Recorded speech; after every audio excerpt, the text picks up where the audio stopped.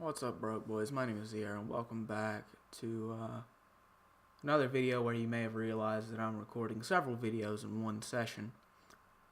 Uh, this is part of my new strategy to,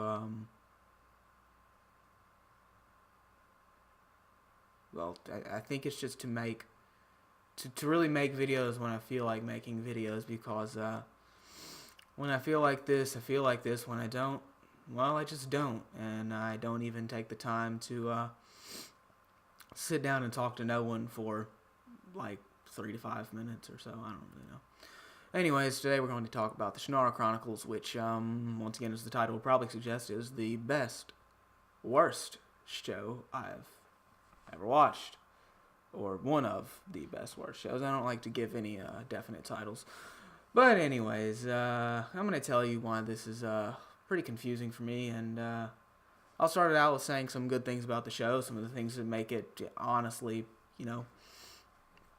decent or watchable. It has some pretty good visual effects here and there. Some of the practical effects are pretty okay. The props look okay. Those elf stones that it says in the title they're just rocks. That was kind of dumb. But anyways, they're not even like, they don't, I mean, they might be gems or something, but they just look like rocks. Anyways, some of the CGI is okay. I think the demons, some of them look pretty cool. Although it's like, once like the demon army shows up, it's not quite as impressive as the demon ambassadors that kind of set up our expectations of what we think the demons are going to be, because apparently the demon foot soldier is just a normal person wearing some scary armor. But I mean, that's whatever. Some of the practical effects they're pretty cool, and some of the CGI is pretty good. The plot and the world building's pretty cool. It's not revolutionary, but it is kind of an interesting. It's always interesting when you see a post-apocalyptic thing where everyone's been turned into the Stone Age, pretty much. Kind of see how everyone looks back on the past and how they live in this kind of alternate future thing. One of the other things is season 1 segues into season 2 better than Paul Blart in his YouTube segue tricks video. I don't know how many people are going to get that joke, but Paul Blart on a segue, that's all you need to know. By the way, I don't think I even like that movie. Thought it was pretty cringy. Anyways, a character from season 1 becomes like, an outcast and antagonist, which is a catalyst for the antagonist in another antagonist in season 2. There's also, in season 2, there's this kind of profound moment where, like, the sort of bad guy that's kind of like edgy outcast school shooter type bad, he meets a guy that's like maniacally evil, like world domination, like literally kill everyone, enslave the rest. And it shows the contrast between them with this interesting, like, I say interesting quote, it's just kind of edgy, but like, he says that the really bad guy says, the darkness doesn't serve us, we serve the darkness, which, I don't know, it was kind of cool, whatever. And after that, I'm just gonna dive right into the stuff that makes this show laughably amazing and simultaneously awful. First off, there is zero concept of distance. Like, sometimes or just in the very first, they live in this area called, like, the Four Lands, and you never really get a sense of how big this area is, because they just move at the speed of the plot. Sometimes they go from this kingdom to this kingdom in, like, one jump cut, and sometimes it takes them an entire episode comprising 3 or 4 days to, like, get over a mountain or something. It's kind of wild. There is no concept of distance in relation to the plot. It's just they take over half the season to, like, get out of the Four Lands. I don't really know where it is, but whatever. It's out of their kingdom or whatever, and they get out, and then then it's time to come back to where they started their quest and finish things up, and they're right there, they're back, and it's that was really fast considering it took you about 10 episodes to get there and about one jump cut to get back. Whatever, not on me.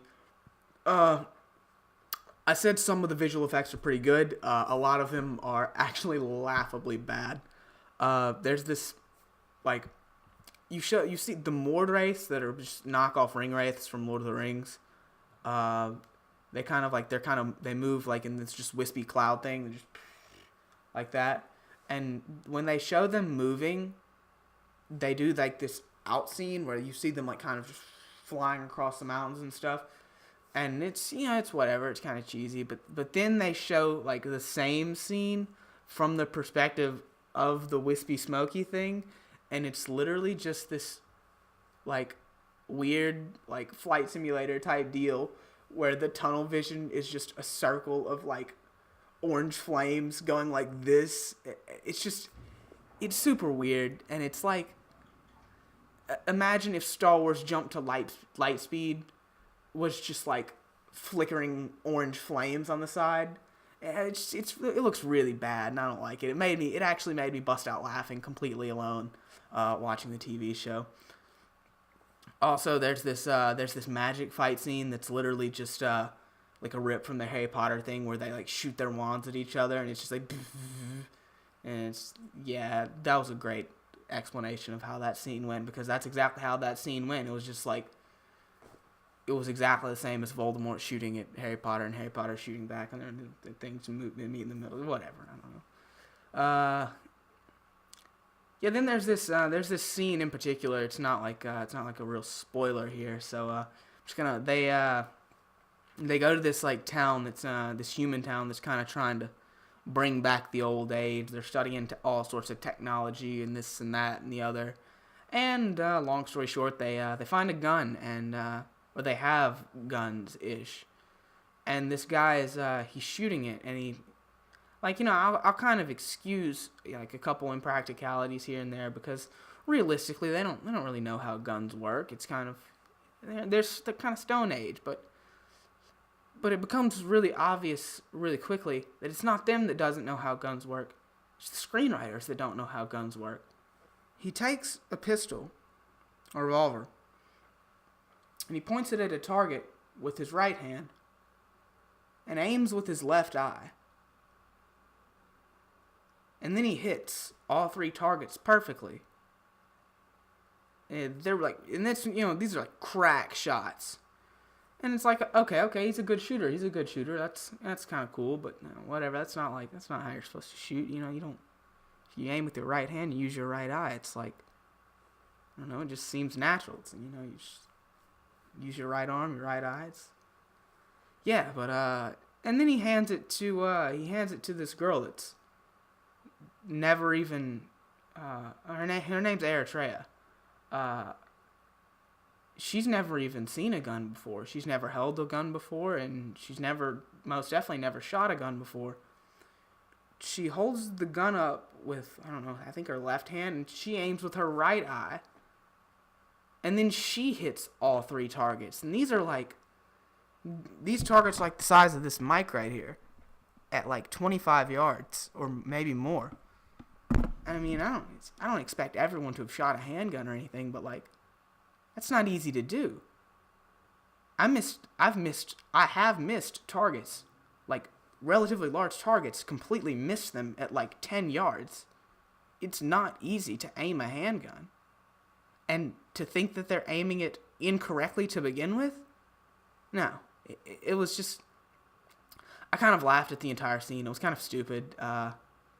And then even with this wild display of skill, it didn't even really come into effect when they actually used the weapons, because when they actually used the weapons, it was just the same as any other TV show gunfight, bang, bang, maybe hit something, maybe don't, bang, bang.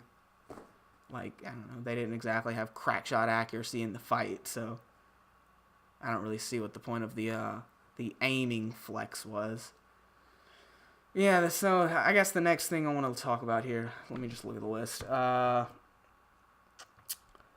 yeah, there's this weird I don't know what plot point trope, I don't know. Basically this like kind of odd male fantasy where the Will, that's his name.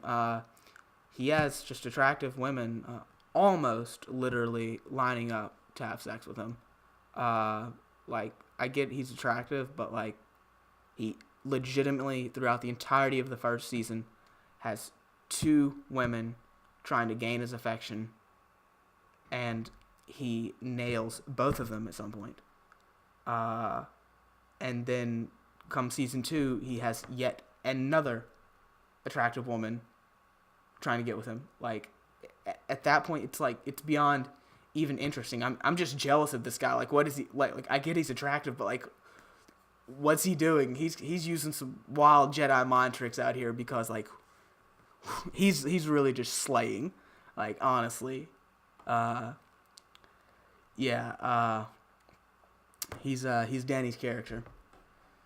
But oof, I think that kind of wraps it up. All in all, this is just like a great series to like kick back and watch with some friends if you're lucky enough to have those. But yeah, whether you're enjoying the show or just making fun of how bad it is, it's an experience worth having if you don't have anything better to watch, or if you feel like you've watched everything else on Netflix. I think you'll get a kick out of this at some point. So yeah, it's gonna wrap up this video.